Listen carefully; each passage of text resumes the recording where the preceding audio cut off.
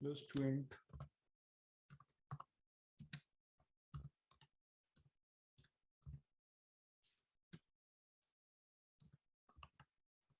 Yes, good evening all of you.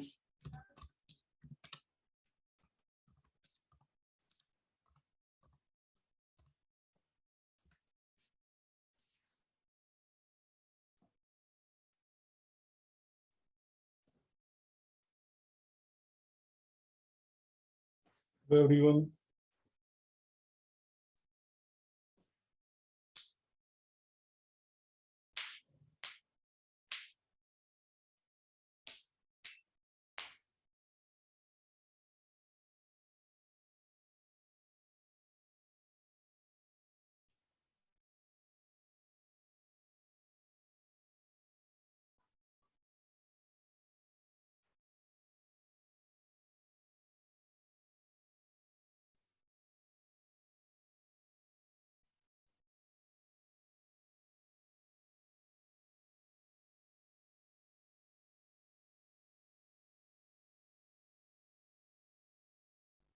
Hello everyone.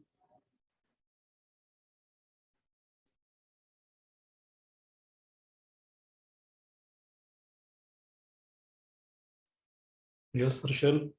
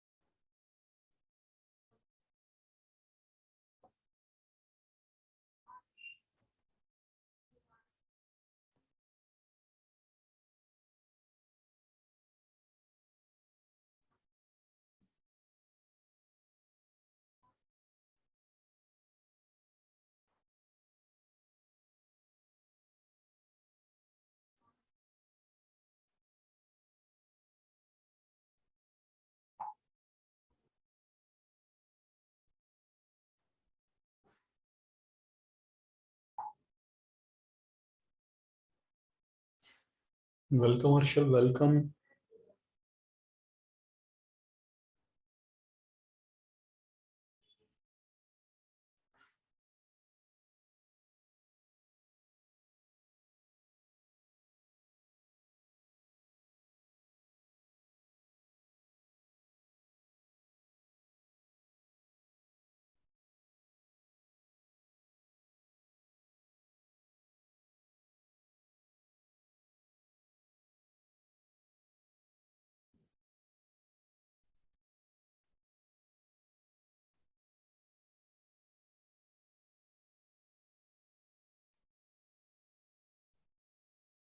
Yes, Harshal.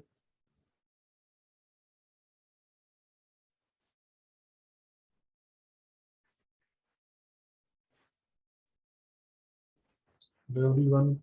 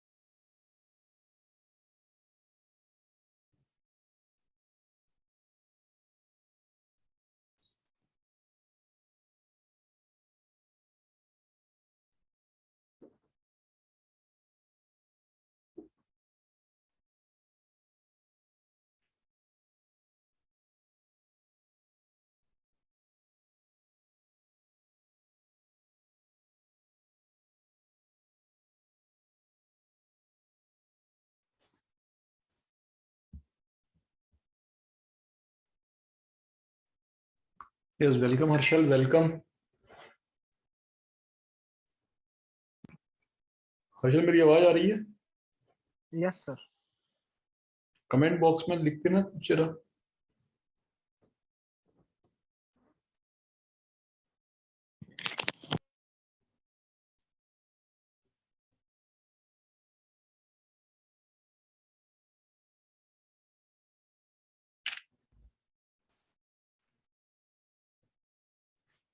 चलो हर्षल, कल कहाँ थे हम लोग?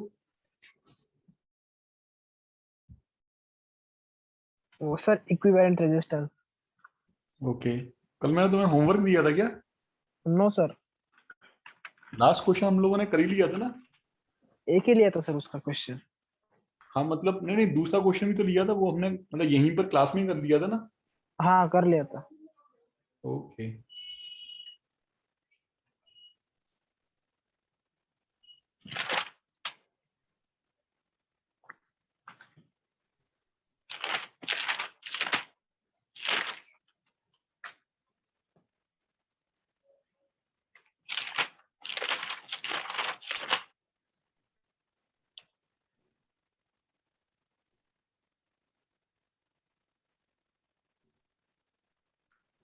चलो इक्विवेलेंट सर्किट पर ही, इक्विवेलेंट रेजिस्टेंस पर ही हम लोग और कुछ प्रॉब्लम्स करेंगे टफ।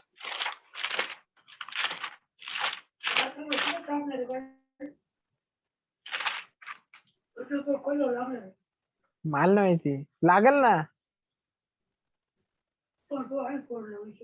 म्हणलं इथे कसं करू मी? आता एवढ्या वर्षात नाही फोन मागितला, आता इथे करायला तो फोन मागू राहिली. इतक्या वर्षात फोन नाही मागितला. आम्ही इतक्या वर्षात तेव्हा नाही फोन मागितला तुम्ही. आता लगेच चालू झालं माझं. चलो नेक्स्ट प्रॉब्लम देखो हर्षल।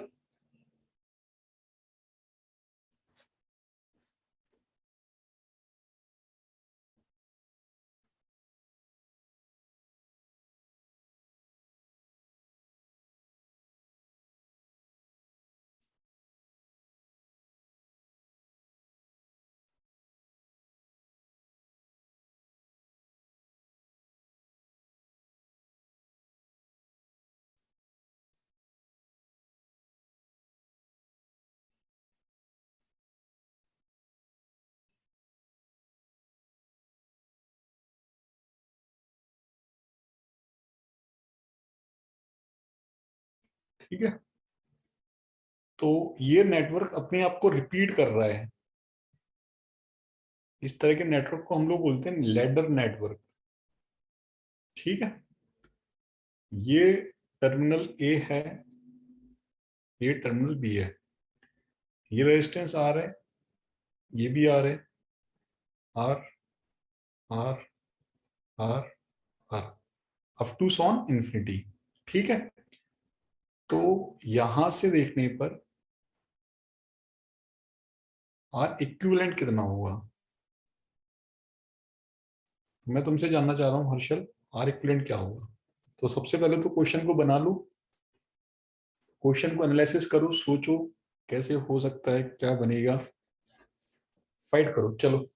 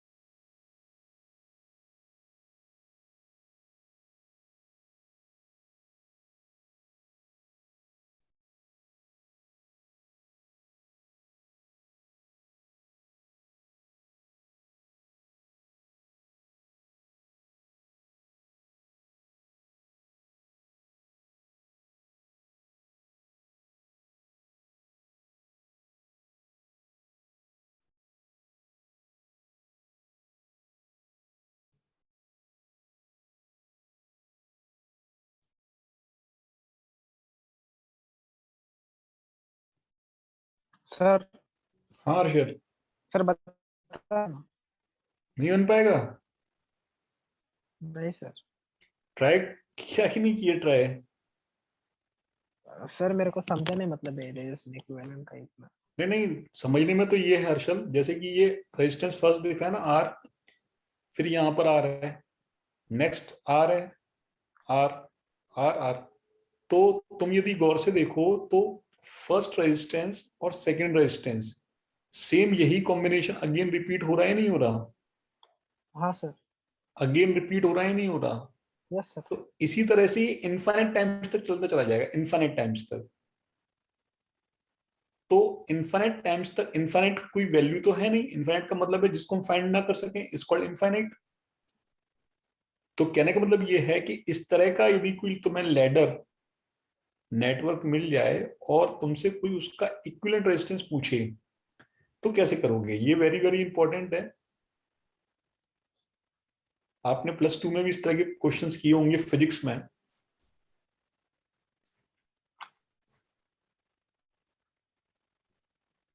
चलो कोई नहीं, इधर देखो जरा हर्षल, यस सर।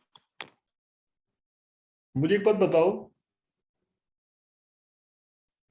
कि मैं यदि इस नेटवर्क को यहां से कट कर दूं, मतलब जो लेफ्ट वाला पोर्शन है ना, ये मैंने काट दिया, काट दिया, इसका मतलब फर्स्ट रजिस्टर और सेकंड रजिस्टर मैंने हटा दिया।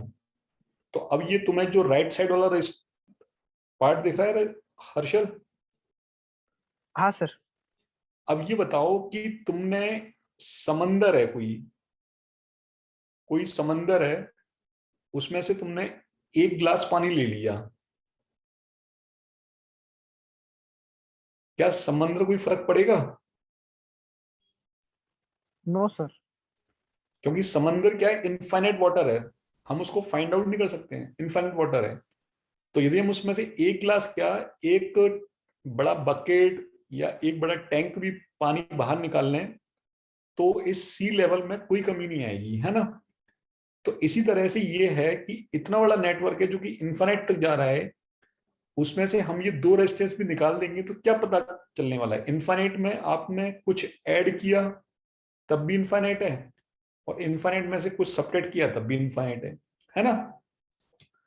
तो अब मुझे यहां पर ये समझ में आ गया कि यदि मैं इसको काट दूं तब भी मुझे यहां से देखने पर क्या आर इक्विवेलेंट नहीं दिखेगा हर्षल? हाँ सर। दिखेगा ना? चलो, हाँ। तो यही इसकी थीम थी क्वेश्चन की, कि फर्स्ट रजिस्टर आर बना हुआ है, सेकंड रजिस्टर अगेन आर बना हुआ है, ये टर्मिनल ए है, ये टर्मिनल बी है। हमसे यहां से आर इक्विवेलेंट फाइंड आउट करने के लिए बोल रहे हैं, तो हमने ये पूरा पोर्शन काट दिया, क्या हम इसको आर इक्विवेलेंट बोल पा रहे हैं? बिल्कुल बोल पा रहे हैं। तो जो आर इक्विवेलेंट होगा वो इस आर के पैरेलल होगा ही नहीं होगा हर्षल?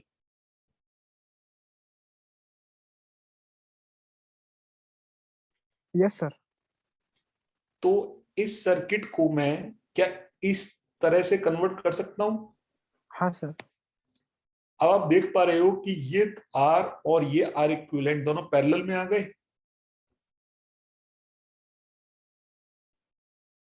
तो R parallel to R equivalent लिखूंगा ही लिखूंगा मैं। Yes sir. इसका मतलब ये सर्किट कुछ इस तरह से बन जाएगा, आर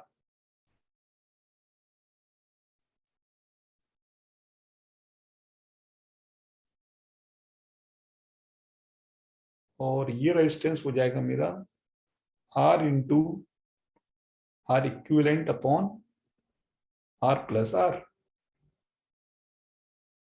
ठीक है, अब मैं देख रहा हूं कि ये रेजिस्टेंस और ये रेजिस्टेंस दोनों सीरीज में है, तो यहां से मुझे क्या पता चल रहा है कि equivalent resistance is equal to R plus R into R equivalent upon R plus R equivalent. ठीक है अर्चल, यस सर। इतना नोट कर लेना क्योंकि जगह नहीं है शीट पर आगे। Okay sir.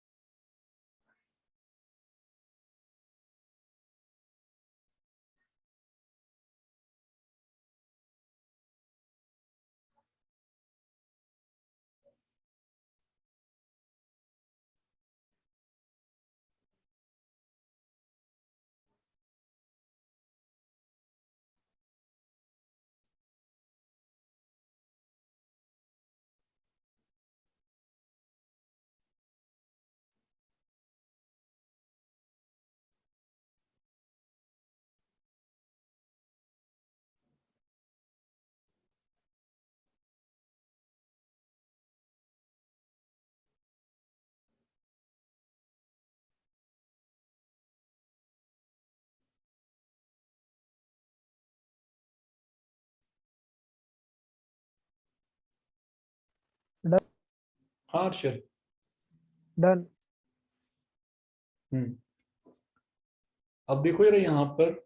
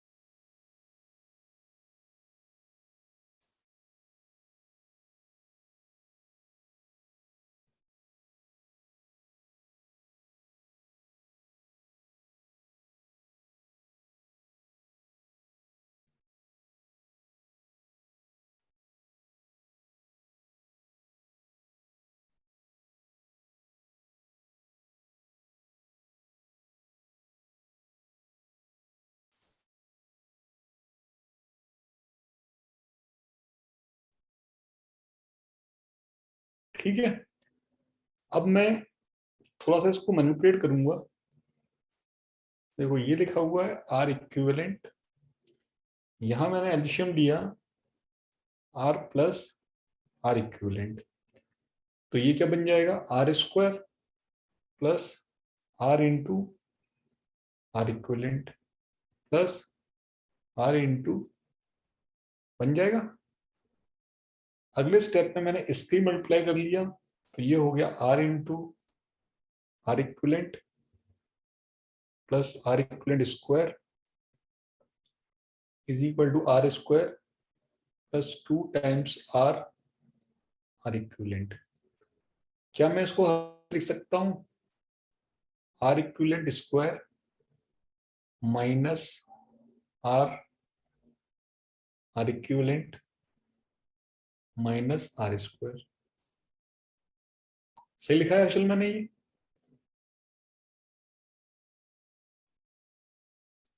Yes sir. इतना नोट कर लो जरा।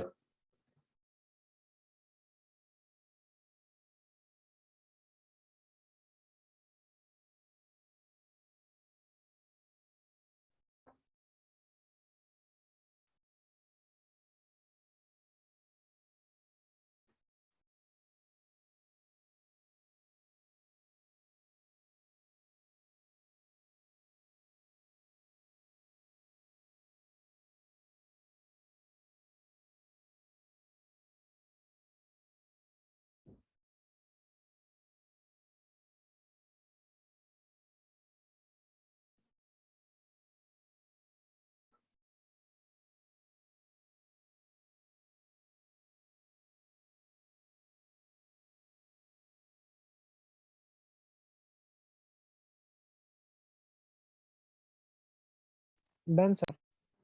ठीक है, आपने एक क्वाड्रेटिक इक्वेशन पढ़ी होगी, A X square plus B X plus C is equal to 0। ये क्वाड्रेटिक इक्वेशन में आपको रूट्स फाइंड आउट करनी है, रूट्स। तो रूट्स क्या होते हैं इसके, x is equal to minus का b plus minus B square minus 4ac divide by 2a होते हैं। तो आप यदि इस इक्वेशन को इस इक्वेशन से कंपेयर करो, मतलब इक्वेशन 1 को इक्वेशन 2 से कंपेयर करो, तो यहां पर x का मतलब है आर इक्विवेलेंट। ठीक है, ए कोफिशिएंट कौन सा होगा, जो आर इक्विवेलेंट स्क्वायर के साइड से होगा। बी कोफिशिएंट कौन सा होगा, जो x मतलब आर इक्विवेलेंट के साइड से होगा। और सी क्या है, कांस्टेंट है। ठीक है अर्शल, तो इस इक्वेशन के हम रूट्स निकालें, इसका मतलब आर इक्विवेलेंट निकलेगा। तो आर इक्विवेलेंट इक्वल टू क्या निकलेगा, माइनस का बी। तो माइनस का बी का मतलब माइनस माइनस का R1 plus minus B square कितना हो गया, R1 स्क्वायर माइनस 4ac। तो 4a कितना है 1 और c कितना है माइनस, तो ये हो जाएगा प्लस 4r स्क्वायर।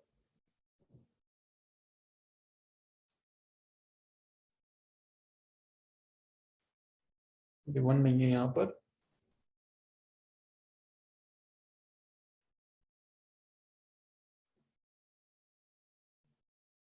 माइनस का r है ना, डिवाइड बाई 2a। तो a की जगह कितना है 1 है, 2 इंटू 1। इतना नोट कर लो हर्षल।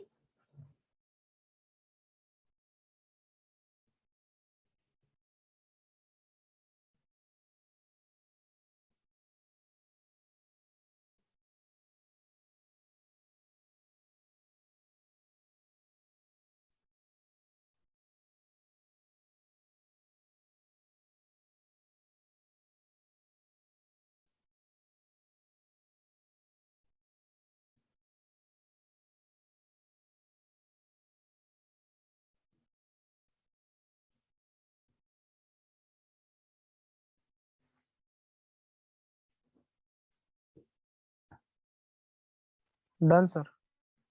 ठीक है, तो लास्ट स्टेप इसका ये है Harshal,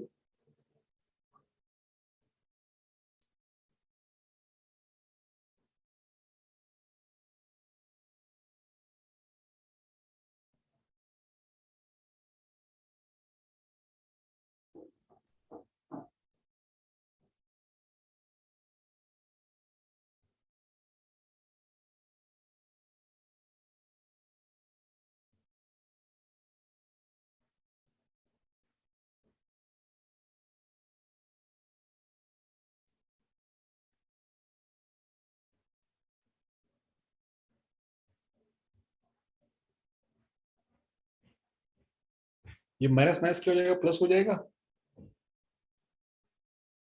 are square plus 4r square 5r square divide by 2, है ना। तो बेसिकली आर इक्विवेलेंट जो निकलेगा वो निकलेगा R1 प्लस √5 डिवाइड बाई 2, या फिर निकलेगा R equivalent is equal to R1 minus √5 divide by 2। ठीक है, तो आप देख रहे हो कि यदि इस वैल्यू को मैं सॉल्व करूं सेकंड वाली को, तो √5 की वैल्यू नेगेटिव आएगी, 1 माइनस नेगेटिव का मतलब नेगेटिव, और इसका मतलब आर इक्विवेलेंट कैसा आएगा, नेगेटिव आएगा। तो कभी भी रेजिस्टेंस नेगेटिव तो हो नहीं सकता, तो इसको हर्षल हम कर देंगे डिस्कार्ड, है ना। तो केवल हम कौन सा मेंशन करेंगे, ऊपर वाला मेंशन करेंगे, क्योंकि ये हर तरह से क्या है, पॉजिटिव, हर तरह से क्या है, पॉजिटिव है। तो फाइनली जो आर इक्विवेलेंट आया इस नेटवर्क का, वो कितना आ गया हर्षल, 1+√5/2। एग्जैक्टली, आर इक्विवेलेंट आ गया हमारा आर इंटू 1+√5/2। तो ये हो गया हमारा आंसर।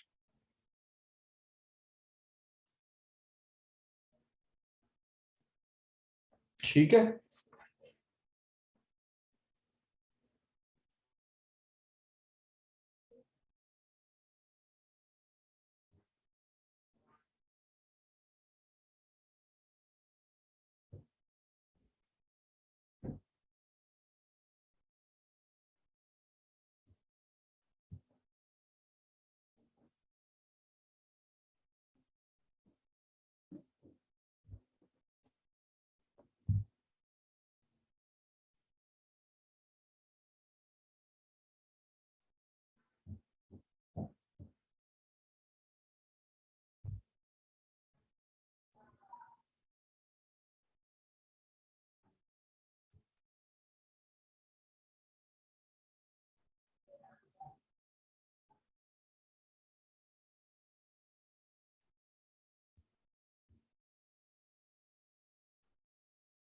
Done sir. ठीक है। तो ये था ये क्वेश्चन, आया समझ में? हाँ सर। चलो तो नेक्स्ट स्लाइड मूव करूं मैं? Yes sir. इसके बाद असल कुछ और नई चीजें बता रहा हूं कि कभी भी इक्विवेलेंट रेजिस्टेंस जो हम निकालते हैं ना, तो कुछ ट्रिक्स और हैं। ट्रिक्स क्या हैं उनको समझना। फर्स्ट ट्रिक है vertical vertical plane of symmetry.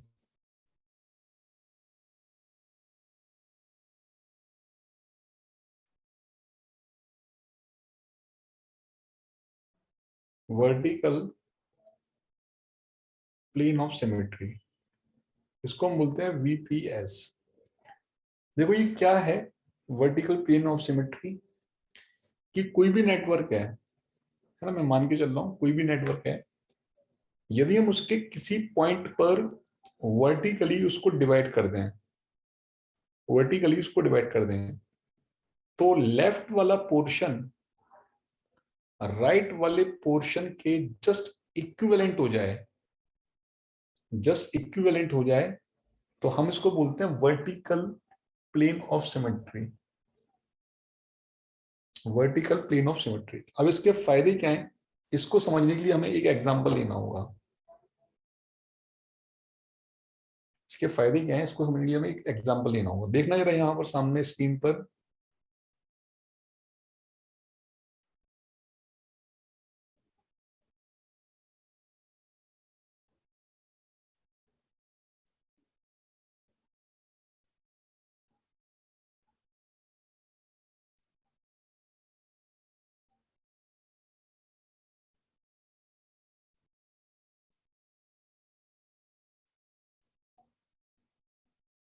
ठीक है।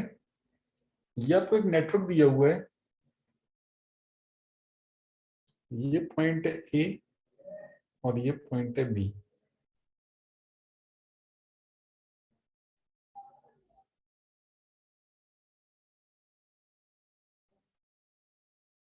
ठीक है, कोई हमसे बोले कि यहां से देखने पर आर ए बी की वैल्यू क्या होगी, पहले उसको नोट कर लो हर्षल, फिर मैं आगे बताता हूँ।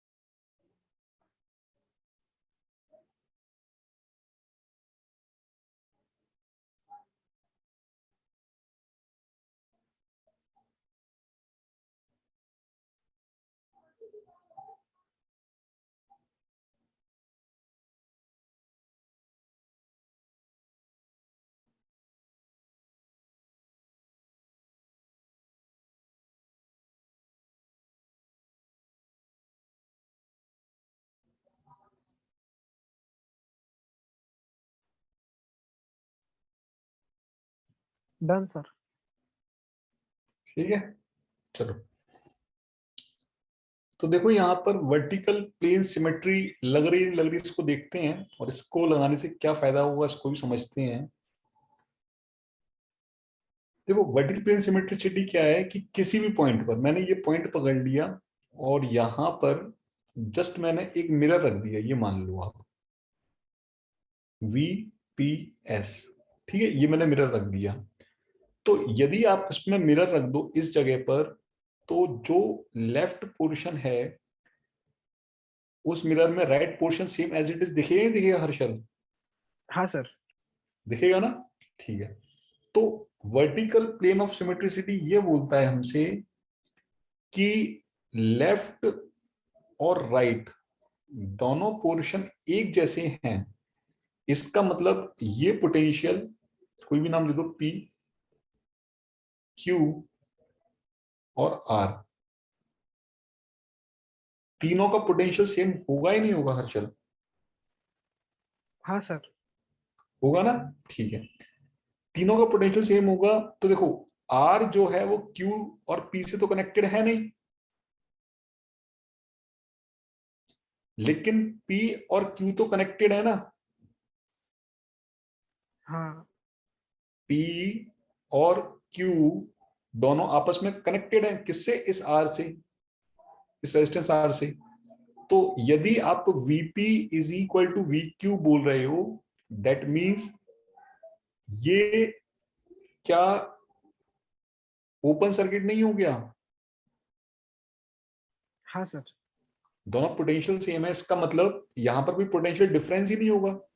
और यहां पर कोई पोटेंशियल डिफरेंस नहीं होगा तो क्या इस ब्रांच में कोई करंट फ्लो होगी हर्षल? ब्रांच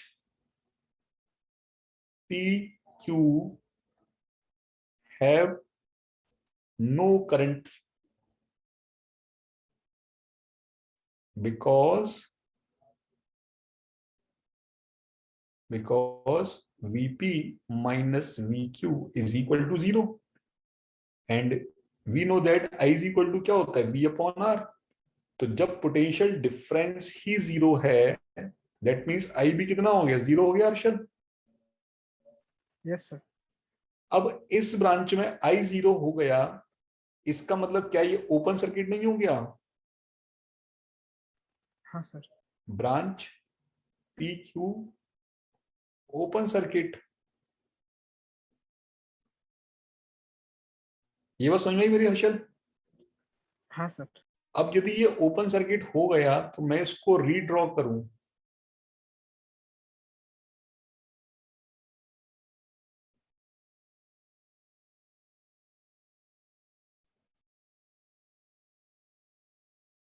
तो रीड्रॉ होने पर हर्षल ये ऐसा बनेगा क्या?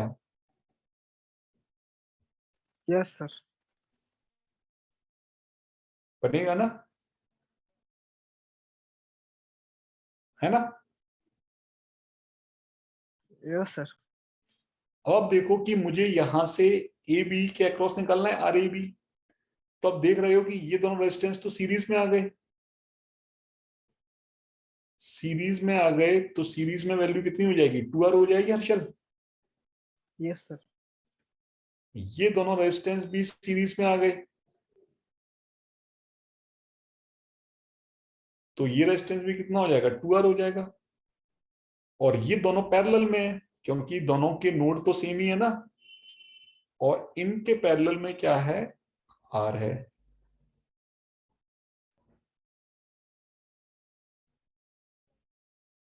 ये बात समझ में आई हर्षल? Yes sir. तो तुम देख रहे हो कि 2R और 2R जब पैरेलल में होंगे तो R बन जाएगा। हाँ सर।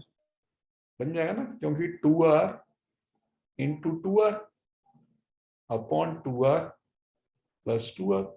तो ऊपर लिखा हुआ है 4R² और नीचे लिखा हुआ है 4R, इक्विवेलेंट क्या आ जाएगा? R आ जाएगा।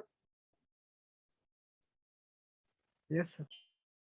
तो क्या मैं लास्ट स्टेप में ऐसे बना सकता हूं कि ये जो R आया है ये लास्ट वन R के साथ अगेन पैरेलल में नहीं हो गया? Yes sir. तो दोनों पैरेलल में हो गए, तो आर ए वी की वैल्यू क्या R/2 नहीं होगी हर्षल? Yes sir.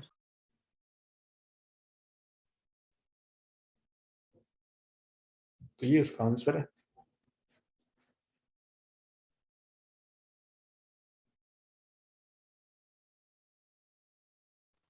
और सर, हाँ हाँ बोलो। Sir vertical plane of symmetry दूसरे कौन से डायग्राम के लिए अप्लाई नहीं होगी क्या? क्या? मतलब वर्टिकल प्लेन ऑफ सिमेट्री है ना, हाँ हाँ। मतलब जिससे कोई अलग डायग्राम होगी। नहीं नहीं नहीं, अलग डायग्राम होगा तो आपको देखना पड़ेगा ना कि कोई एक ऐसा पॉइंट दिख रहा है जहां पर मैं एक लाइन ड्रॉ करूं, तो उस लाइन के ड्रॉ करने से लेफ्ट हैंड और राइट हैंड दोनों एक जैसे दिख रहे हैं तो होगी। हाँ, फिर सर मैं उसका आंसर क्या आएगा? क्या? फिर उसका शॉर्टकट कैसा, मतलब उसका आंसर कैसे निकालने का? नहीं नहीं, वही वाली बात है ना कि वर्टिकल प्लेन ऑफ सिमेट्री एक शॉर्टकट है, लेकिन इस शॉर्टकट की भी टर्म्स एंड कंडीशन है, ये शॉर्टकट कहाँ पे लगेगा। अब तुम ये बोलना चाह रहे हो कि जहां पर सर ये शॉर्टकट नहीं लगे वहां पर मैं क्या करूंगा? तो नेटवर्क में बोला ये जाता है कि प्रेजेंस ऑफ माइंड, उस समय पर हमें देखना होगा कि सर्किट में और क्या पॉसिबिलिटीज हैं सर्किट को इजी बनाने के लिए। क्लियर है ना? Yes sir.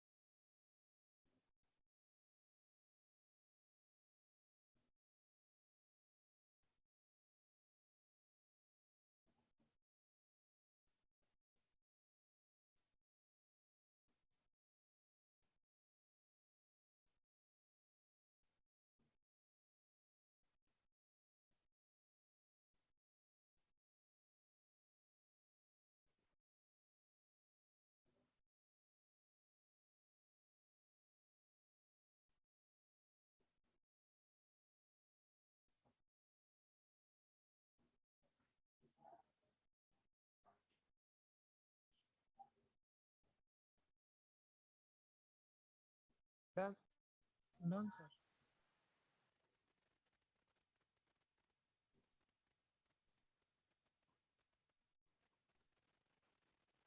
Done sir. ठीक है, एक एग्जांपल और देखो और अच्छे समझ में आएगा तुम्हें, और ये तुम खुद ही बताओगे, मैं नहीं करूंगा वैसे।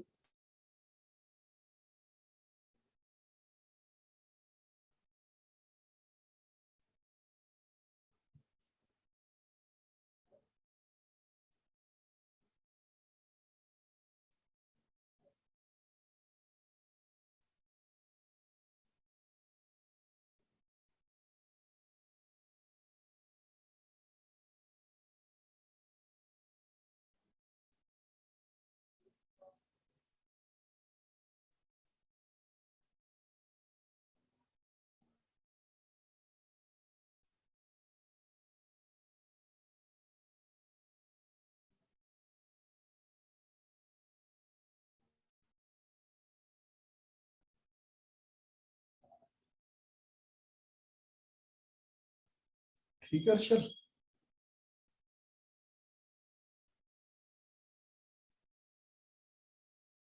तो ये है ए टर्मिनल और ये है बी टर्मिनल।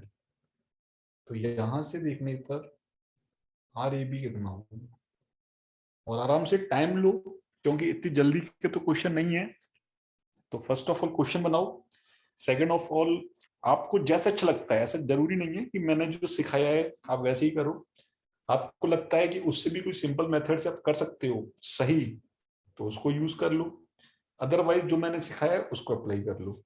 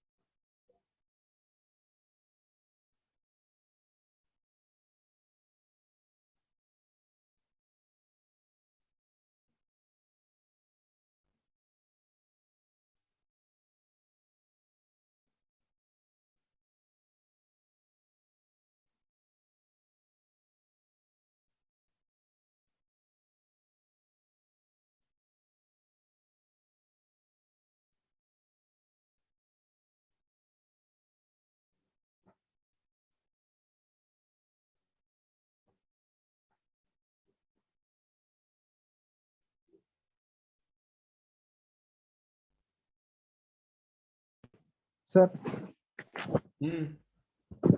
सर हाँ बोलो। Sir are. आर आ गया। हाँ बहुत बढ़िया, समझ में आ तो रहा है फिर तुम्हें। बहुत बढ़िया। सर, लाइन ऑफ सिमेट्री है, बीच वाली है ना? एग्जैक्टली बिल्कुल बीच वाली ही है, क्योंकि अब वर्टिकल रखोगे ना उसको। हाँ बहुत बढ़िया, समझ में आ तो रहा है फिर। Okay sir. चलो बहुत बढ़िया। तो काफी अच्छा लगा मुझे।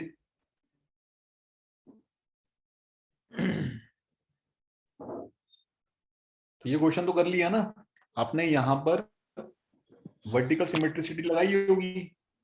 हाँ और सर। वर्टिकल सिमेट्रिसिटी कैसे लगाई होगी कि आपने वर्टिकली इसको कट कर दिया होगा। तो वर्टिकली कट किया, तो ये जो पोर्शन है इस पोर्शन के इक्विवेलेंट है।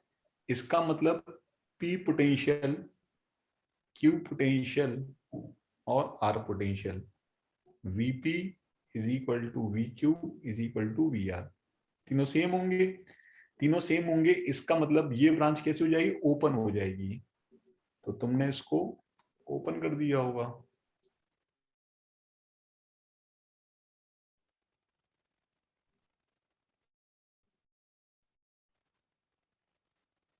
तो ये आर आर आर आर, तो ये ए है। तो ये दोनों हो गए 2R, और ये दोनों भी हो गए 2R। और 2R पैरेलल में चले जाएंगे। तो आर ए बी क्या आ जाएगा, आर जाएगा। बहुत बढ़िया अर्षद। सर लेकिन एग्जाम चलो। में तो बहुत कॉम्प्लिकेटेड आएंगे ना डायग्राम? बहुत क्या एग्जाम में बहुत कॉम्प्लिकेटेड आएगा सर, इतने सिंपल तो ना आएंगे ना? एग्जाम में कॉम्प्लिकेटेड आएगा, बिल्कुल आएगा। और हो सकता है सिंपल। देखो वही वाली बात है ना कि तुम्हें वर्टिकल प्लेन सिमेट्री पता है इसलिए तुम्हें ये इजी लग रहा है।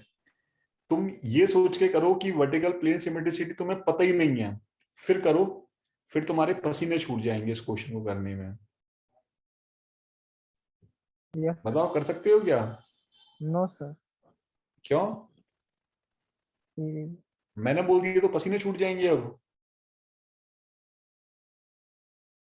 अरे मैं ये बोलना चाह रहा हूँ कि ये तो मैं तुम्हें यहाँ पढ़ा रहा हूँ इसलिए तुम्हें बड़ा इजी लग रहा है। तुमने बोला ना कि सर इतना इजी नहीं आएगा।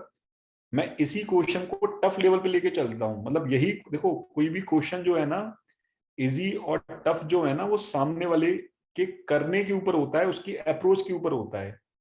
एक काम करो, सब कुछ भूल जाओ कि वर्टिकल प्लेन सिमेट्रिसिटी क्या होती है।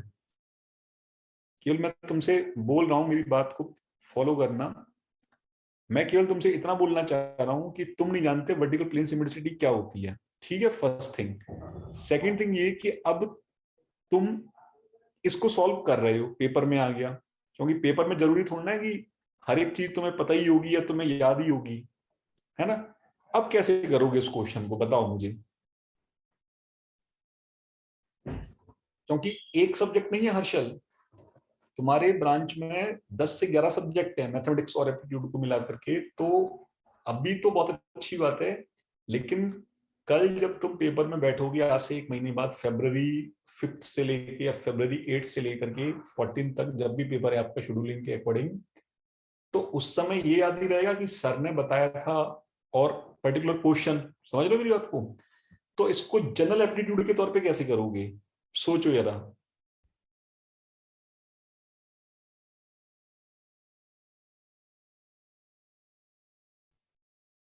जनरल एप्टीट्यूड के तौर पे कैसे करोगे, सोचो जरा। क्योंकि क्वेश्चंस में अभी तो सिंपल ही है ये क्वेश्चन, क्योंकि जनरल एप्टीट्यूड से ही हो जाएगा। लेकिन आने वाले समय में मैं तुम्हें ऐसे ऐसे क्वेश्चन दूंगा जो जनरल एप्टीट्यूड छोड़ो किसी से भी सॉल्व नहीं होंगे। नहीं सोच पा रहे हो।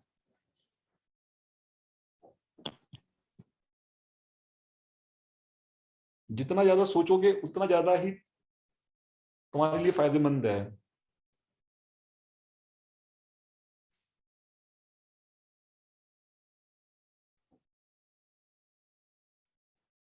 है सर। बताओ सर। नहीं सोच पा रहे? नहीं ना सर। चलो ये बताओ मुझे,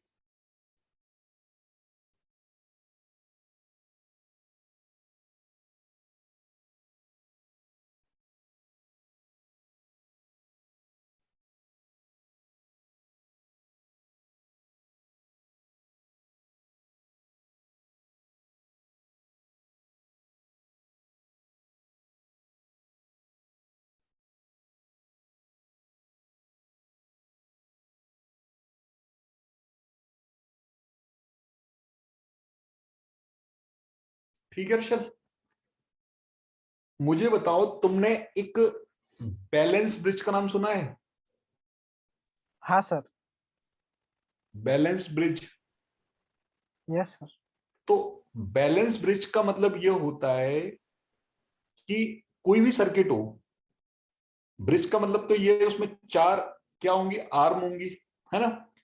तो बैलेंस ब्रिज हमें ये बताता है कि यदि ये बैलेंस ब्रिज है, बैलेंस ब्रिज का मतलब ये है कि हम किसी तरह से R1, R2, R3, R4, लो मैंने इसको और जनरलाइज कर दिया।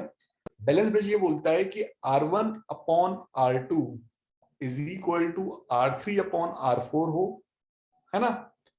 या आप इसको दूसरी तरह से ऐसे भी लिख सकते हो, R1 upon R3 is equal to R2 upon R4। तो मैटर ये नहीं कर रहा कि कौन कौन सी आर्म को आपने लिखा, मैटर ये कर रहा है कि दो अपोजिट साइड, ये वाली या फिर ये वाली, दो अपोजिट साइड का रेशियो इक्वल होता है उनके अपोजिट साइड के रेशियो की, इज कॉल्ड बैलेंस ब्रिज। और यदि ये बैलेंस ब्रिज है तो इस ब्रांच में कभी भी कोई करंट फ्लो नहीं होगी। क्यों नहीं होगी? क्योंकि यदि मैं सपोज यहां पर मैं एक वोल्टेज सोर्स अप्लाई कर दूं, तो इस वोल्टेज सोर्स के कारण यहां पे मैं पोटेंशियल फाइंड आउट कर सकता हूं हर्षल, VA। तो VA इज इक्वल टू क्या आएगा? सपोज यदि मैं ये R2 ले रहा हूं, तो R2 upon R2 plus R1 into we, और ये मैं VB ले रहा हूं, VB is equal to R4 upon R3 plus R4 into V, लिख सकता हूं मैं। और यदि ये बैलेंस ब्रिज है तो ये रिलेशन फॉलो होगा ही होगा, ये रिलेशन फॉलो होगा ही होगा, ये रिलेशन फॉलो होगा। इसका मतलब इनका रेशियो वो क्या होना चाहिए, बराबर होना चाहिए। और यदि ये रेशियो बराबर है, दैट मींस VA और VB भी क्या होंगे, बराबर होंगे। बात समझ में आ रही है ना हर्षल? यदि R1 R2 के और R3 R4 के रेशियो के बराबर है, तो अपने आप ये जो पोटेंशियल देखो, V तो कांस्टेंट है, केवल R2 R3 R4 R1 इनके लिए पूरा खेल है। तो जब यदि ये बैलेंस ब्रिज को फॉलो करेगा, तो फिर हम इससे मैनिपुलेट करके VA VB निकालेंगे ना, वो भी क्या आएंगे, सेम आएंगे। और जब वो सेम आएंगे तो यहां पर कोई पोटेंशियल ड्रॉप या पोटेंशियल डिफरेंस ही नहीं होगा। पोटेंशियल डिफरेंस नहीं होगा, दैट मींस यहां करंट फ्लो होगी क्या, नहीं होगी। दैट मींस ये क्या हो जाएगा, जीरो हो जाएगा। और इसके जीरो होने का मतलब कि ये जो ब्रांच लगी हुई है, जिसको कि हम लोग इंस्ट्रूमेंटेशन में गैल्वेनोमीटर बोलते थे, याद है कुछ? यहाँ पे गैल्वेनोमीटर लगा होता था, तो गैल्वेनोमीटर में से कोई करंट फ्लो होगी क्या हर्षल, नहीं होगी। कोई करंट फ्लो नहीं होगी, तो अब मैं इसका इक्विवेलेंट रेजिस्टेंस निकाल सकता हूं, बिल्कुल निकाल सकता हूं इक्विवेलेंट रेजिस्टेंस, बिकॉज अब मेरा ये सिंप्लीफाई हो गया। पहले के रिस्पेक्ट में ये दोनों मेरे सीरीज में आ गए और ये दोनों मेरे सीरीज में आ गए, और जो सीरीज का रेजिस्टेंस आएगा वो दोनों किस में आ गए, पैरेलल में आ गए। तो यहां भी वही चीज फॉलो हो रही है कि R1 अपॉन R2 का रेशियो R3 अपॉन R4 के बराबर है। दैट मीन्स ये मेरा क्या है, बैलेंस ब्रिज है। ये मेरा किसको फॉलो कर रहा है, बैलेंस ब्रिज को फॉलो कर रहा है। बैलेंस ब्रिज को फॉलो करने का मतलब इस ब्रांच में से कोई भी करंट फ्लो नहीं होगी। और जब इस ब्रांच में से कोई भी करंट फ्लो नहीं होगी, दैट मीन्स इसको हम कर देंगे ओपन। और इसके ओपन होते ही अब ये फिर से अपने सिंप्लीफाइड फॉर्म में पहुंच गया। ठीक है अर्शल? हाँ सर। अब आप इसको नोट करना चाहो तो नोट कर लो साइड से, क्योंकि ये है वो मेथड जो तुम्हें, मतलब जो तुम्हारे दिमाग में आएगा पेपर में,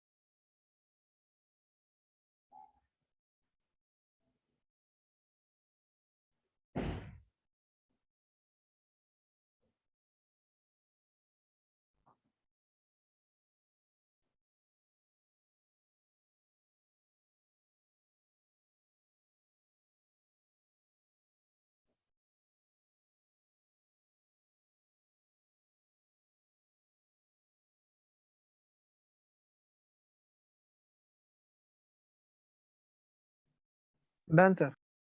ठीक है।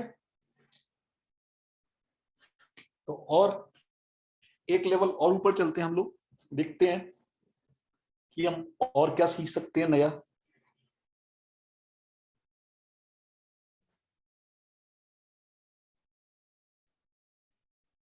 देखो सपोज मैंने तुम्हें एक ये रजिस्टर दे दिया, मतलब ये सर्किट दे दिया बना करके,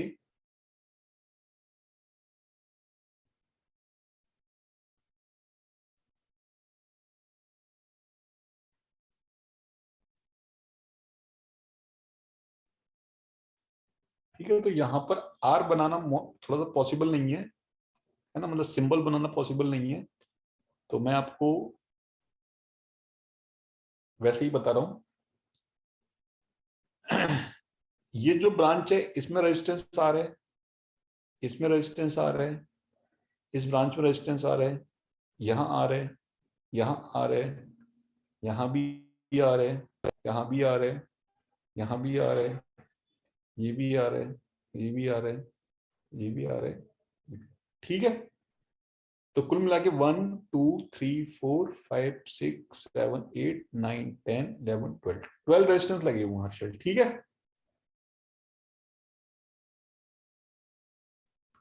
तो मैं आपसे पूछने जा रहा हूं कि equivalent resistance between A B. तो मैंने ए बी मेंशन कर दिया है कि ए पॉइंट कौन सा है, और मैंने बी पॉइंट को मेंशन कर दिया कि बी पॉइंट कौन सा है। आगे टफ अप। अब बताओ, पहले तो बनाओ अच्छे से और सोचो, क्योंकि बिना सोचे कुछ नहीं होगा।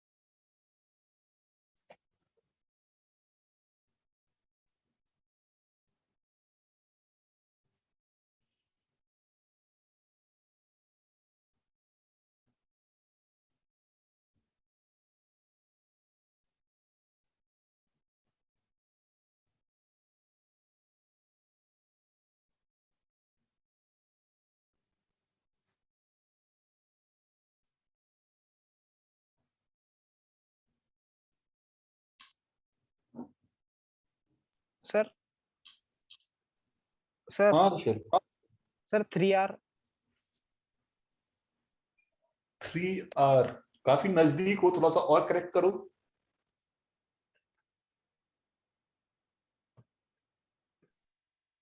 काफी नजदीक ऐसे हो कि जो तुम्हारा 3R आ रहा है ना, वो 3/2 आर कर दो तो आंसर सही है तुम्हारा। तीन ओके सर, बटे दो ठीक आर है। मतलब 1.5R।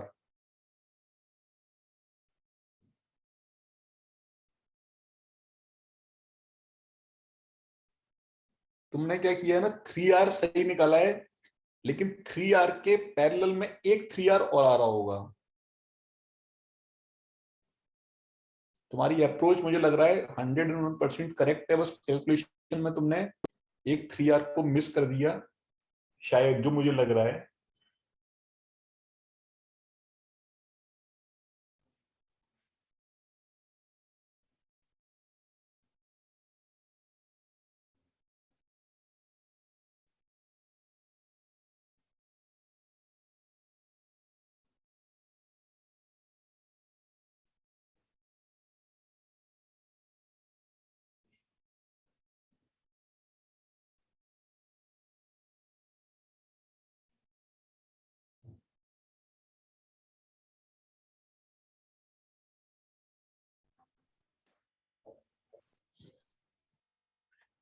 Yes sir. आ रहा है क्या 3/2R? नहीं सर। अच्छा नहीं आ रहा। देखो इधर, मुझे ऐसा लग रहा है कि मुझसे तो ये नहीं हो पाएगा, तो मैं तो जानता हूं कि यहां पर हम सिमेट्रिसिटी लगा के देखते हैं, क्या लग रही है क्या, है ना? तो देखते चलना, लग रही है नहीं लग रही है वो मुझे भी नहीं पता, केवल हम लोग हिट एंड ट्रायल कर रहे हैं। थोड़ा सा इस सर्किट को ऐसे देखना, अभी तुम्हें ए और बी को देखने में थोड़ा सा अपनी गर्दन को झुकाना पड़ रहा है ना? तो गर्दन को मत झुकाओ, सर्किट को टिल्ट कर लो।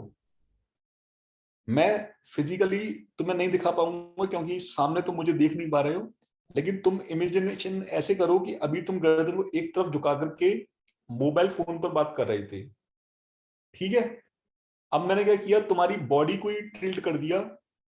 तो ये जो फिगर है ना, इस फिगर को बजाय डायगोनल देखने के इसको टिल्ट करके देखो, क्योंकि ए बी सीधे सीधे दिखना चाहिए तुम्हें। और फिर देखो कि यदि मैं यहां से बीच में से इसको कट कर दूं, आ रहा है हर्षल समझ में बात मेरी? हाँ सर। तो बीच में जब मैं कट करूंगा तो मुझे ये वाला पोर्शन जो दिख रहा है पूरा अपर एंड वाला, लोअर एंड के बराबर दिख रहा है, दिख रहा है हर्षल? हाँ सर। दिख रहा है। अब लोअर एंड के बराबर दिख रहा है, इसका मतलब वर्टिकल प्लेन सिमेट्रिसिटी फॉलो हो रही है। वर्टिकल प्लेन सिमेट्रिसिटी फॉलो होने का मतलब ये पॉइंट और ये पॉइंट तीनों सेम पोटेंशियल पे होंगे हर्षल। Yes sir.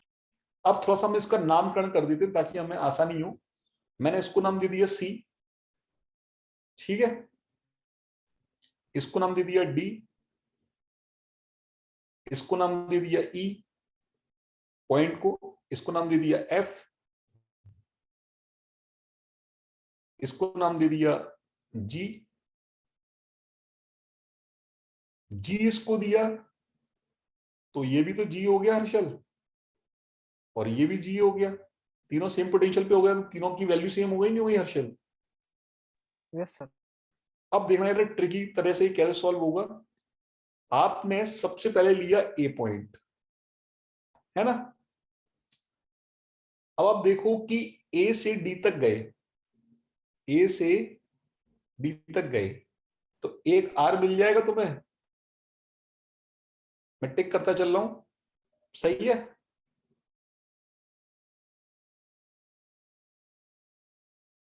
हाँ बताओ। सर। Yes sir. अब यहां पर मैं आ गया और मैंने मान लिया सी, तो ए और सी के बीच में एक आर और मिल जाएगा मुझे हर्षल। हाँ सर। ठीक है। अब देखो डी से तुम्हें जी आना है, डी से तुम्हें जी आना है, तो यहां कहीं मैंने मान लिया जी। तो डी से जब तुम जी आओगे हर्षल तो एक आर मिलेगा तुम्हें, ये वाला। हाँ सर। देखो पहले नोट मत करना, पहले देखना सामने, क्योंकि मैंने एक बार और नोट कर दिया तो फिर समझाना मुश्किल हो जाएगा। हाँ सर। अब देखो, सी से जी, सी से जी के बीच में तो एक आ रहा है, सही है हर्षल ये? Yes sir. अच्छा, अच्छा अब देखते हैं हम। सर हाँ हाँ। सर सी और जी के बीच में दो आ रहे सर। क्या? सी और जी के बीच में दो आ रहे सर। हाँ एग्जैक्टली, सी और जी के बीच में एक आर तो बना ही दिया, वेरी गुड, एक आर हम ये वाला और बना देते हैं। बहुत बढ़िया, इसी को मैं सोच रहा था। ठीक है, हो गया ये। लेकिन तुम देख रहे हो कि सी से जी के बीच में दो आ रहे हैं, तो वैसे डी से जी के बीच में जो दो आ रहे हैं, एक आर ये भी तो बचा हुआ है, हाँ सर। इसको ही बना दें हम। बोलो। Yes sir. ठीक है, इतना समझ में आ गया। हाँ अब देखो, जी से मैं जा रहा हूं एफ के पास,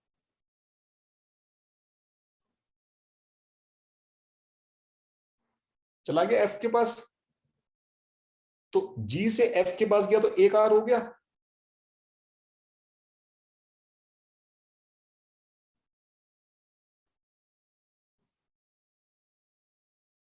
यस सर। लेकिन जी से एफ के पास एक और आर भी तो है।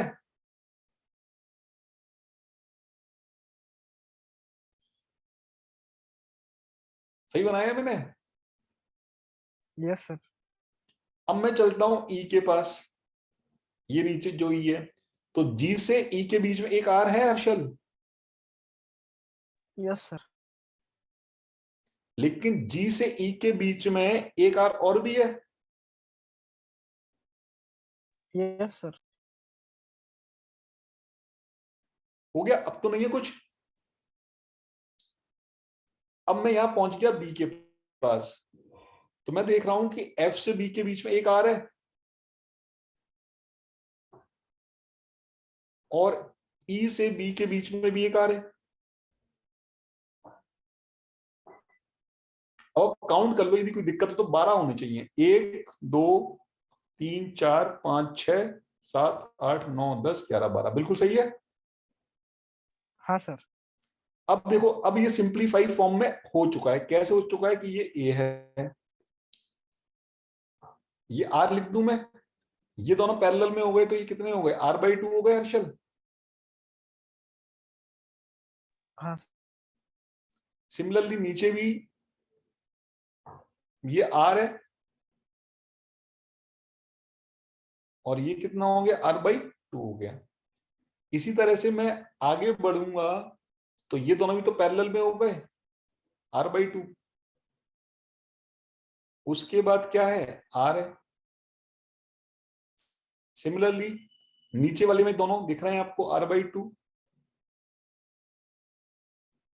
और फिर लास्ट में r है। सही लिखा है मैंने? हाँ सर। अब इतना पहले नोट कर लो जरा इसको।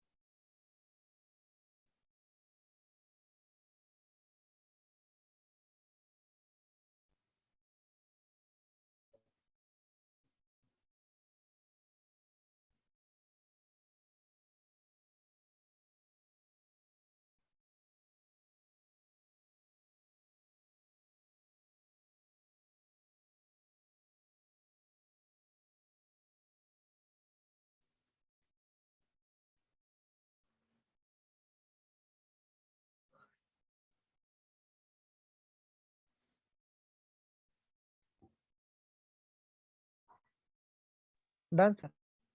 डन ना? Yes, अब ये देखो हर्षल, अब ज्यादा हमें मेहनत नहीं करनी। ये जो तुम्हें दिख रहा है ये दोनों सीरीज में है, हाँ सर। इसकी वैल्यू कितनी आएगी? 3r/2। 3r/2। इसकी वैल्यू भी कितनी आएगी? इसकी वैल्यू भी कितनी आएगी? इसकी वैल्यू कितनी आएगी? आएगी? Yes sir, yes sir. अब तुम देख रहे हो कि 3r/2 3r/2 दोनों पैरेलल में ही ये वाले।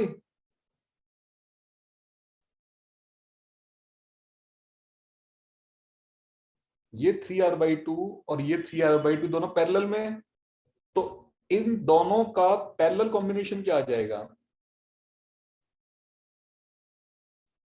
3r/4 आ जाएगा Harshal. Yes sir. Just half हो जाता है ना रेजिस्टेंस, यदि दोनों रेजिस्टेंस पैरेलल में सेम है तो रेजिस्टेंस का हाफ कर दो। सिमिलरली क्या ये दोनों रेजिस्टेंस भी पैरेलल में नहीं हो गए? हाँ सर। तो ये भी तो कितना आ जाएगा? 3r/4 नहीं आ जाएगा? हाँ सर। और लास्ट में 3r/4 और 3r/4 किसमें हो गए? सीरीज में। Very good. तो वैल्यू क्या आ जाएगी 3/2r। फाइनली? 3r/2।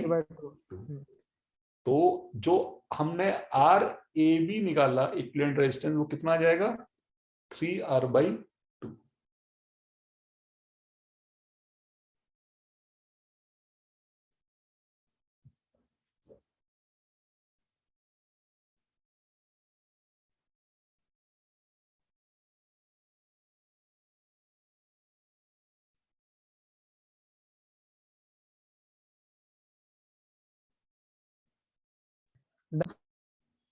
ठीक है ना? हाँ सर। चलो नेक्स्ट क्वेश्चन देखते हैं। आ रहा है ना मजा? यस। चलो और ऊपर चलते हैं हर्षल। कोई लिमिट नहीं है यहां पर ऊपर जाने की। अब और ज्यादा मजा आएगा तुम्हें।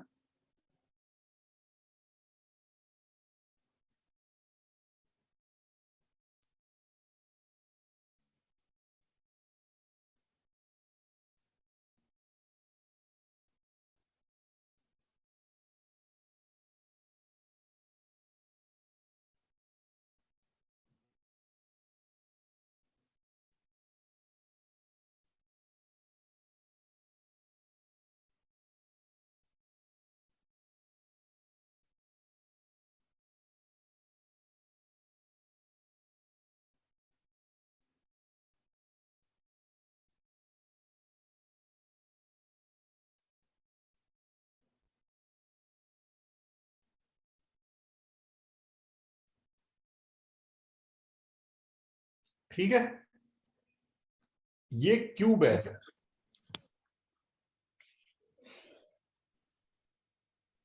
और क्यूब के हर एक एज पर एक रजिस्टर लगा हुआ है आर। तो आपको थोड़ा सा विजुलाइज करना होगा। आप अपने कमरे, जिस कमरे में बैठे हो ना, उस कमरे की एजेस होंगी। तो कितनी एजेस होंगी टोटल? 12 एज होंगी या नहीं होंगी? Yes sir. आती नहीं ये बात समझ में? हाँ सर। तो मैं तुमसे बोल रहा हूं कि सभी की वैल्यू सेम है। ये पॉइंट ए है, ये पॉइंट बी है, सी है, डी है, ई है, एफ है, जी है और एच है। ठीक है रशल? तो अगेन मैं तुमसे जानना चाह रहा हूं कि इक्विवेलेंट आर एसी रेजिस्टेंस क्या होगा। और इन क्वेश्चंस पे स्टार बनाते चलना है, क्योंकि ये बहुत ही स्टैंडर्ड और रिजल्ट ओरिएंटेड क्वेश्चन चल रहे हैं। मतलब ये आपको समझ में आ रहे हैं, बहुत अच्छी बात है, लेकिन इनको आपको एज ए रिजल्ट याद रखना होगा, क्योंकि पेपर में जब ये आएगा तो हम वहां पर कर नहीं पाएंगे इसको सॉल्व। हमें रिजल्ट पता होगा तो ही हम टिक लगा के आगे बढ़ पाएंगे, अदरवाइज हमें क्वेश्चन छोड़ने में ही समझदारी होगी।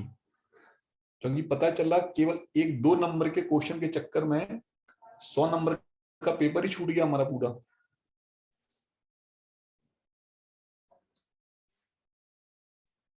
करो, 5 मिनट का टाइम दे रहा हूं, पहले आप इसको बनाओ, मैं आ रहा हूं जब तक।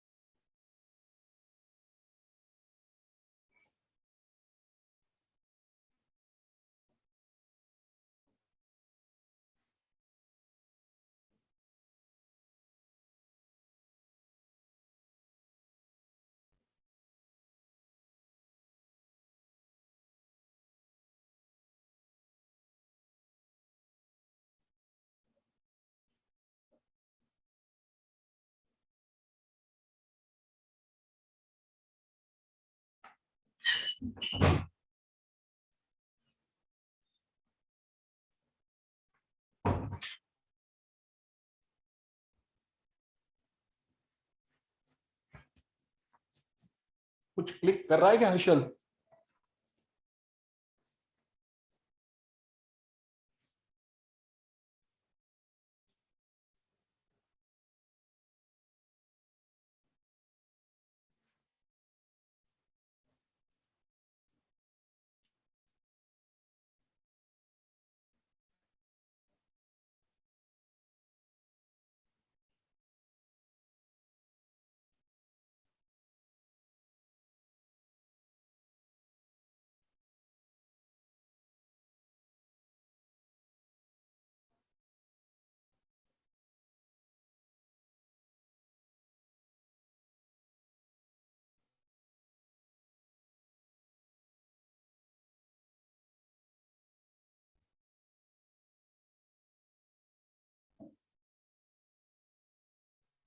No sir.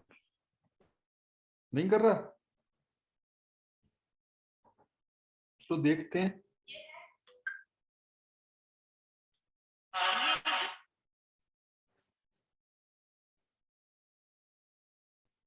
यहां पर एक हम नई चीज सीखेंगे हर्षल, कि अब ये हो गया सुपर कॉम्प्लिकेटेड क्वेश्चन, सुपर।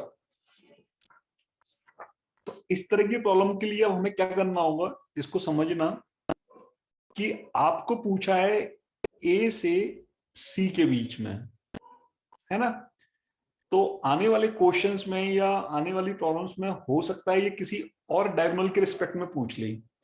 तो आपसे भी पूछा ए से सी के बीच में, हो सकता था मैं ए से एफ के बीच में पूछ लेता, हो सकता था मैं ए से जी के बीच में पूछ लेता, हो सकता था मैं ए से एच के बीच में पूछ लेता, हो सकता मैं ए से बी के बीच में पूछ लेता। मतलब किसी भी दो पॉइंट्स के बीच में पूछ सकता हूं मैं। तो अब आपको यहाँ पे क्या याद रखना है, उसको समझना कि यहाँ मैं एक मैट्रिक्स मेथड सिखा रहा हूं आपको, मैट्रिक्स मेथड। ये सब चीजें यूनिक हैं।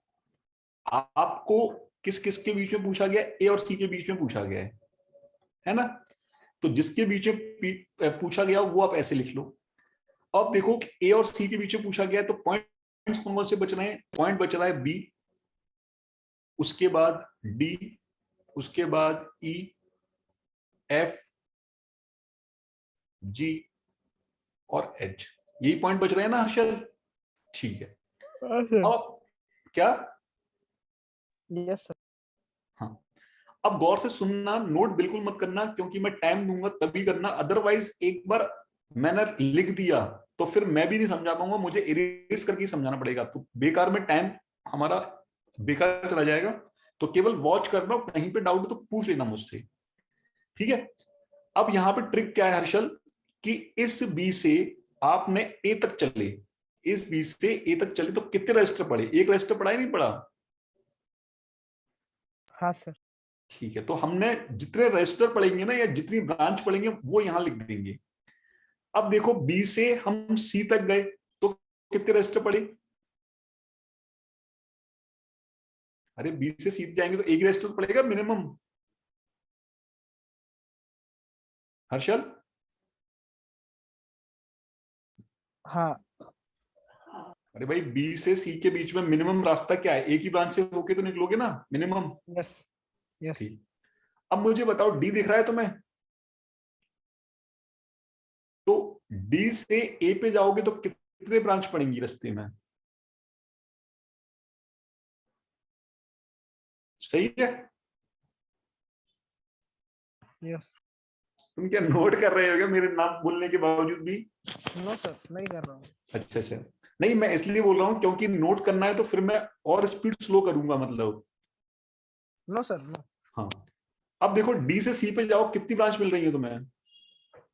1। 1। ठीक है। अब ई से ए पर जाओ, ई कहाँ है तुम्हारा? ई ई ई ई ये रहा। तो ई से ए पर जाओगे तो मिनिमम एक ब्रांच में काम हो रहा है। यस। अब ई से तुम्हें जाना है बी पर, तो ई से बी आप आओगे तो मिनिमम कितनी ब्रांच पड़ी तुम बताओ, मैं पॉज ले रहा हूं। 2। ई से, नहीं नहीं सॉरी, ई से सी पे जाना है, बी पे थोड़ा जाना, ई से सी पे जाना है ना, हमारा सी है। 3। 3। तो 3 पढ़ रही है ना, तो 3 लिख ली। अब एफ से ए पर आओ, एफ का है तो हमारा एफ, ये रहा। 2। एफ से ए पर आओ, कितनी ब्रांच पढ़ रही है? 2। 2। एफ से सी पर जाओ, कितनी ब्रांच पढ़ रही है? 2। जी, जी दिख रहा है, ये रहा। जी से ए पर गए, कितनी ब्रांच पढ़ रही है मिनिमम? 3। जी से सी पर गए, 1। कितनी ब्रांच पढ़ रही है? 1। एच, एच ये रहा। तो एच से ए 2। पर गए, कितनी ब्रांच पढ़ रही है? 2। और एच से सी पर गए। 2। ठीक है। अब ये हमने क्यों बनाया है इसको समझना, अदरवाइज तो सब बेकार हो जाएगा। हर्षल, ये हमने इसलिए बनाया है कि इसमें फर्स्ट रो को और सेकंड रो को देखो, नंबर ऑफ ब्रांचेस क्या सेम है?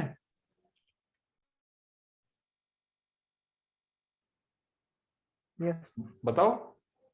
Yes sir. तो नंबर ऑफ ब्रांचेस सेम होने का मतलब मैं ये बोल सकता हूं कि potential VB is equal to potential VD, या ऐसे लिख लो आप इसको और सिंप्लीफाइड फॉर्म में,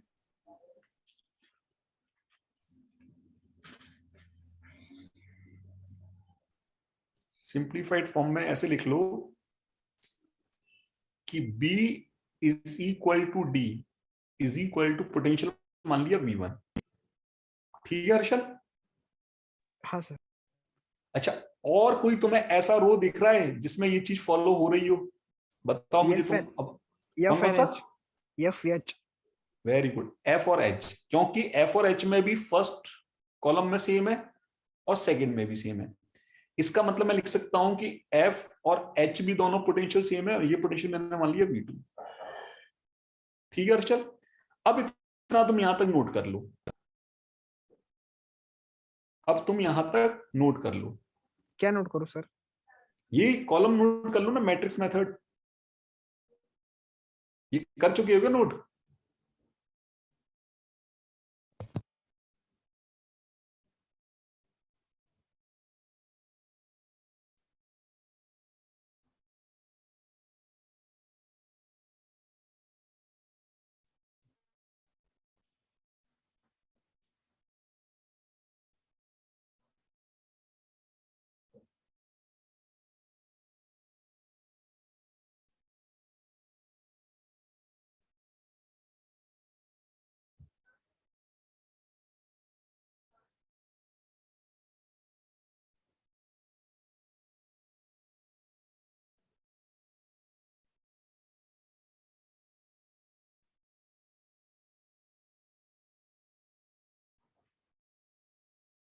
झाला सर।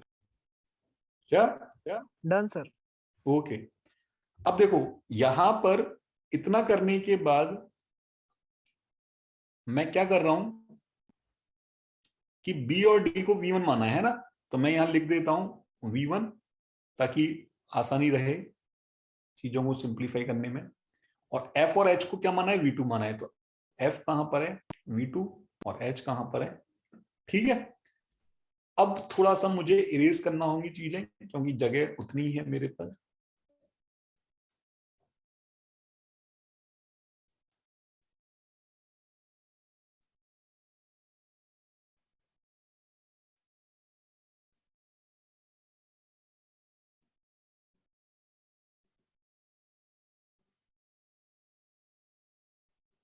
ठीक है अर्षल?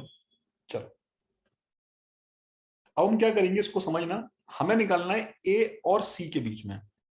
तो मैंने सबसे पहले यहां पर ए बना लिया है ना। सबसे पहले मैं डी पर गया, तो ए से डी के बीच में आर मिल जाएगा मुझे। लेकिन मुझे पता है कि जो डी है वही बी है, तो ये वाला आर भी बना देता हूं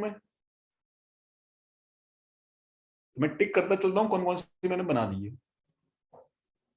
इतना समझ में आ गया हर्षल? Yes sir.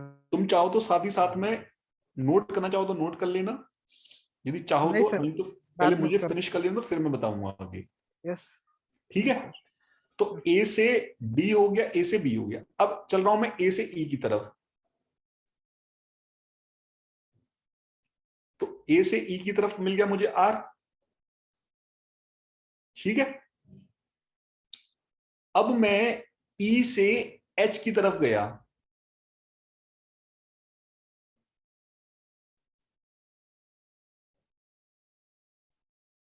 तो ई से एच की तरफ गया, तो ये वाला आर मिल जाएगा मुझे। सॉरी, मतलब ये वाला आर मिलेगा, है ना। तो मैंने ये आर लिख दिया ई से एच की तरफ। लेकिन मैं देख रहा हूं कि जो एच है वही एफ है, तो ई से मैं एफ की तरफ भी जा सकता हूं।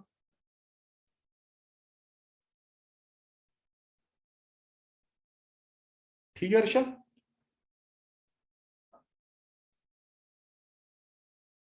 ठीक है। अच्छा, इतना बनाने के बाद अब मैं कहां पहुंच गया? हाँ, इतने मेरे रजिस्टर हो गए। अब मैं देख रहा हूं कि डी जो है, डी मतलब ये वाला डी, इस डी से मैं सी की तरफ जाऊं, इस डी से मैं सी की तरफ जाऊं तो मुझे आर मिलेगा, लेकिन सी मेरा क्या है, लास्ट पॉइंट है, सी मेरा क्या लास्ट पॉइंट है, तो मैंने यहां कहीं दूर बना लिया ताकि लास्ट पॉइंट है ना ये, तो डी से सी की तरफ गया तो मेरा ये वाला आर भी कंप्लीट हो गया। लेकिन डी से सी की तरफ जाऊंगा तो आर मिलेगा, और बी से सी की तरफ जाऊंगा तो भी तो आर मिलेगा, और बी वाला पॉइंट क्या है मेरा, डी वाला पॉइंट ही तो है अक्षर मेरा। तो मेरा कौन सा कहां गया, कहां गया, कहां गया, हाँ ये वाला आर भी कंप्लीट हो गया। ठीक है, अब इसको कंप्लीट करने के बाद कहां गया मेरा डी, हाँ अब डी से मैं एच की तरफ भी तो जा सकता हूं, तो डी से मैं एच की तरफ गया तो ये आर हो गया मेरा। ठीक है, अब डी से मैं एच जा रहा हूं तो बी से मैं एफ भी तो जा सकता हूं, तो इसका मतलब डी और बी तो ना सेम ही है, आप यहां पे लिख लो डी और बी सेम है और एफ और एच सेम है, तो ये वाला जो रजिस्टर है ये भी तो रजिस्टर बनाना पड़ेगा मुझे। ठीक है, अच्छा अब कौन से रजिस्टर बचे हैं, अब केवल 3 रजिस्टर बचे हैं, 1 2 3। तो अब मैं देख रहा हूं कि एच से जी की तरफ जाऊं, एच से जी की तरफ जाऊं तो मुझे आर मिलेगा, तो मैं एच से जी की तरफ गया तो मुझे आर मिला। ठीक है, और जो एच है वही एफ है, तो एफ से जी की तरफ जाऊंगा तो भी मुझे आर मिलेगा,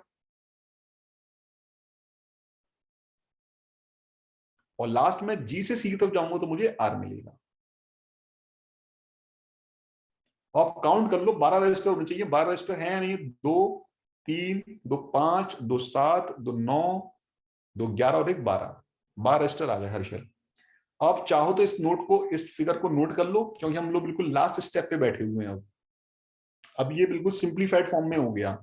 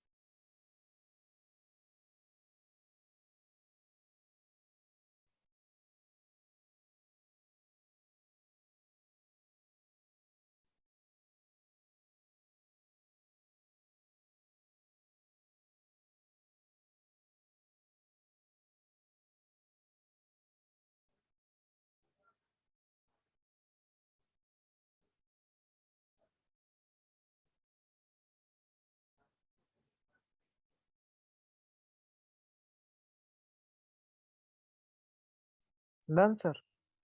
डन ना। अब देखो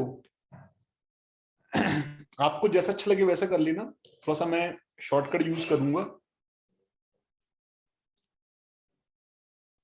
ये बताओ, ये दोनों आर पैरेलल में है हर्षल, ए और डी के बीच में, यस सर। तो r/2 बना लोगे? हाँ बना लो r/2। आप एक नया फिगर बना लेना।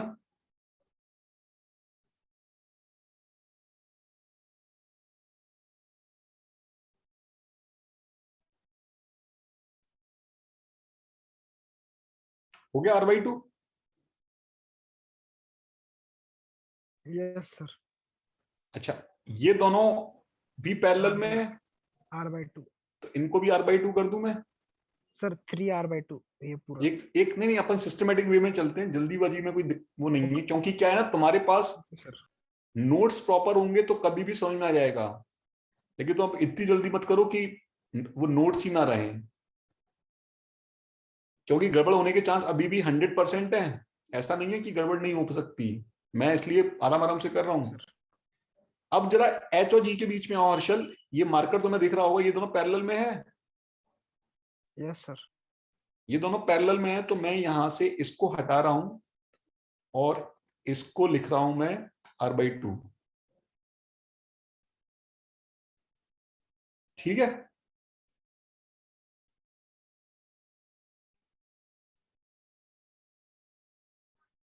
अच्छा, डी और सी के बीच में ये पूरा मार्कर मूव करता हुआ दिख रहा होगा सामने स्क्रीन पर, डी और सी के बीच में ये दो रेजिस्टेंस पैरेलल में है हर्षल, यस सर। तो इनको भी पैरेलल में r/2 कर दूं मैं? हाँ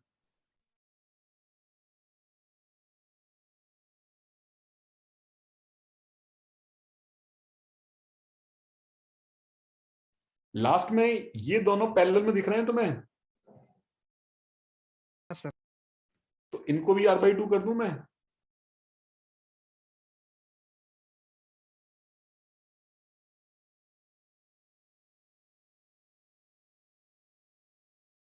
ठीक है, चलो अब हम थोड़ा सा और आगे चलेंगे सिस्टमेटिक वे में। ये जो ब्रांच आपको दिख रही है नीचे वाली, ये दोनों सीरीज में है हर्षल, हाँ तो क्या मैं इसको 3r/2 कर सकता हूं? Yes sir.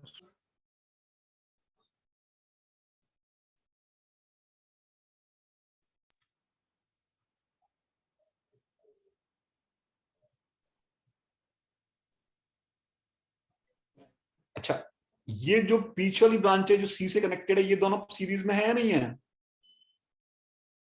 Yes sir. तो इनको मैं 3r/2 कर दूं?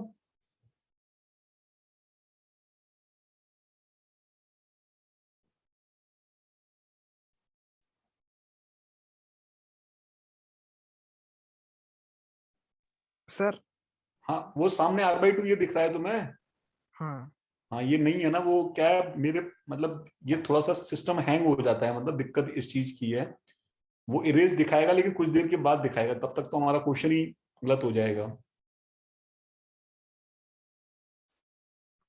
अब हर्षल, मैं तुमसे सीधे पूछ रहा हूं, सीधे मतलब मैं चाहता हूं कि अब इतना लेवल तो हमारा हो जाना चाहिए। हर्षल मुझे एक चीज बताओ कि क्या ये सर्किट जो दिख रहा है तुम्हें, ये एक बैलेंस ब्रिज है या नहीं है?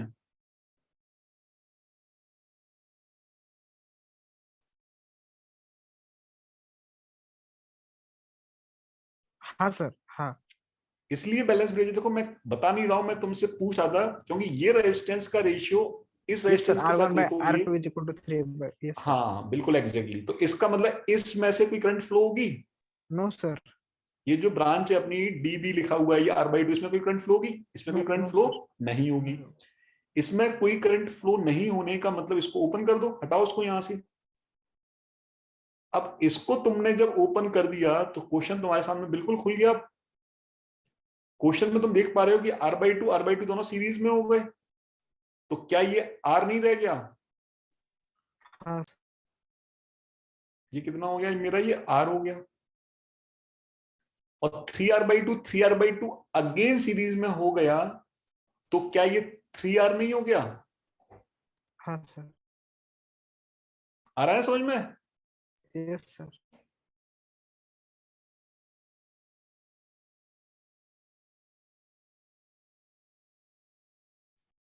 क्या अभी दोनों पैरेलल में नहीं हो गए हर्षल? हाँ सर। तो सीधे सीधे लिख दूं R A C equal to 3R into R over 3R plus R. तो ऊपर हो जाएगा 3R² और नीचे हो जाएगा 4R। तो आर से आर कट गया तो ये कितना आ गया 3/4R। तो आर ए सी कितना आ गया हमारा, R equivalent across the A C 3/4R। तो ऐसा नहीं है हर्षल इसमें गलती होने के चांसेस लास्ट मूवमेंट तक नहीं थे, लास्ट मूवमेंट तक गलती होने के चांसेस। तो लास्ट मूवमेंट तक आप देख रहे हो कि कंसेप्ट के अंदर कंसेप्ट मतलब बैलेंस ब्रिज लग गया नहीं लग गया। हाँ सर। कर लो नोट इसको।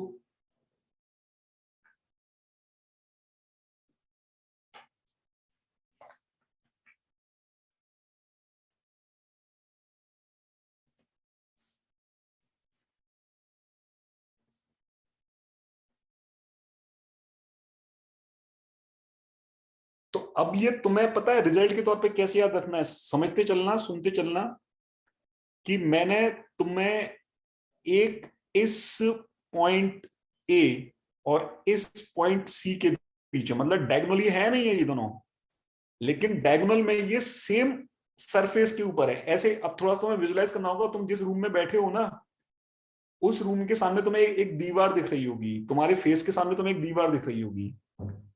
उस दीवार पर एक कॉर्नर ए है जो कि बॉटम में है और एक कॉर्नर सी है जो कि टॉप पर है, लेकिन दोनों ही diagonally opposite to each other है। समझ रहे हो मेरी बात को? Yes sir.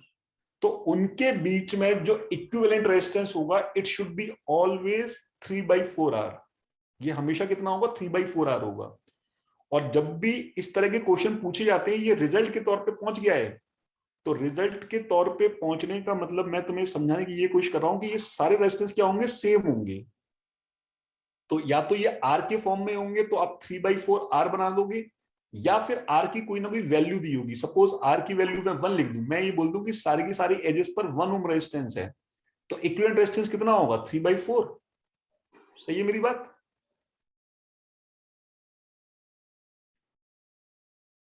Yes sir. तो बिल्कुल ईमानदारी से बताना है कि ये क्वेश्चन समझ में आया ही नहीं आया। यस सर समझा। क्योंकि अब मैं तुम्हें दूंगा होमवर्क। सर सर मैं लिख रहा हूँ। हाँ लिख लो लिख लो, बिल्कुल लिख लो, आराम से लिखो।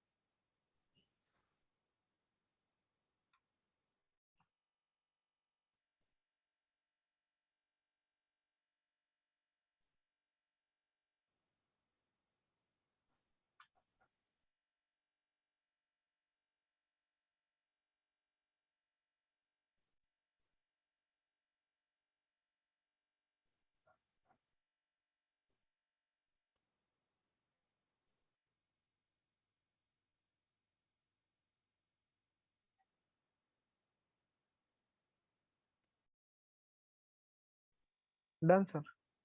डन ना? Yes sir. तो काफी हमने वर्कआउट किया आज। तो ये तो खैर एक क्वेश्चन हो गया।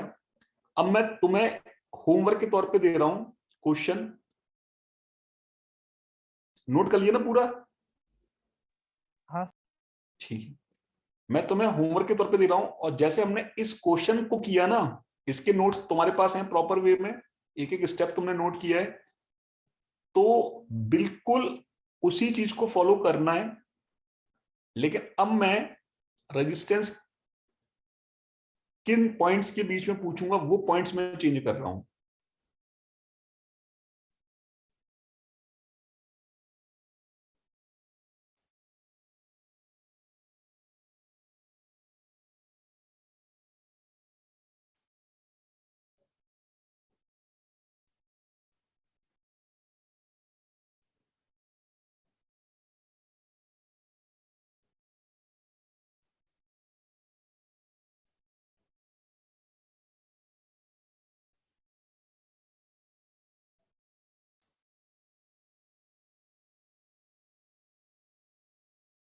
ठीक है हर्षल।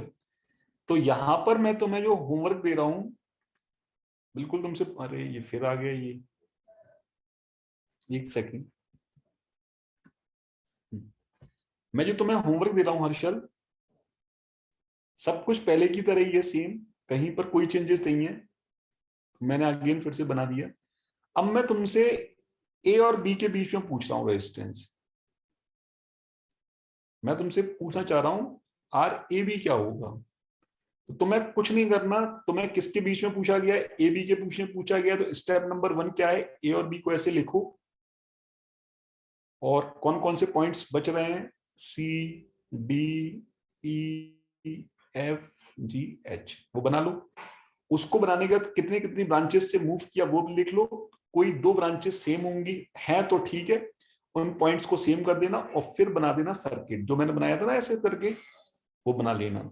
उसको बना के आपका फाइनल आंसर आ जाएगा। तो हर्षल इसको नोट कर लो, और ये है तुम्हारा homework question. Okay sir.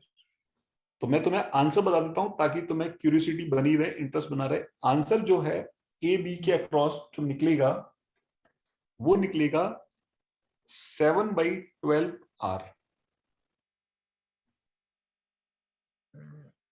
Sir वैसे 2 फेसेस निकलेंगे ना ऐसे, क्या? 2 फेसेस ऐसे निकले जाएंगे ना मतलब। नहीं, थोड़ा तेज बोलो, क्या बोल रहे हो? सर मैं कर बताता हूँ आज सॉल्व करके। हाँ मतलब कल ही तो पूछूंगा मैं आपसे, ये तो मैंने होमवर्क दिया है ना, ये तुम घर पे ट्राई करोगे इसे। Yes sir. तो मैंने तो आंसर इसलिए लिख दिया ताकि तुम्हारा आंसर आ जाए तो तुम्हें कॉन्फिडेंस बिल्टअप हो, कल तक के लिए तुम वेट ना करो कि कॉन्फिडेंस बिल्टअप हो, क्योंकि सारा खेल कॉन्फिडेंस का है। यस ठीक सर। है हर्षल? हाँ। तो ये प्रॉब्लम तुम्हारे लिए थी, होमवर्क, और इस सेशन को मैं यहीं पर स्टॉप कर रहा हूं। आई होप काफी इंजॉय किया होगा आज के सेशन में। Yes sir. ठीक है हर्षल? Yes sir. तो जिस तरह से लास्ट प्रॉब्लम मैंने बताई थी कि वो भी इंपॉर्टेंट है, उसी तरह से ये प्रॉब्लम भी इंपॉर्टेंट है, क्योंकि ये रिजल्ट के तौर पे चल रही हैं। Okay sir. आप घर पे इनको कर पा रहे हो, बहुत ज्यादा अच्छी बात है, लेकिन करने के बाद अब आपको ये एज ए रिजल्ट याद रखना है कि किन टर्मिनल्स के बीच में पूछने पर रेजिस्टेंस की वैल्यू क्या होती है। ठीक है यस सर। हर्षल? हाँ। चलिए, तो thanks to all of you. मिलता हूं मैं आपसे कल थर्सडे को सेम टाइम पर सेम टॉपिक के साथ, कुछ नई चीजों को लेकर के। ठीक है? चलिए, yes thanks to all of you. Yes sir. Thank you sir. Okay, yes, bye. Bye sir. Bye.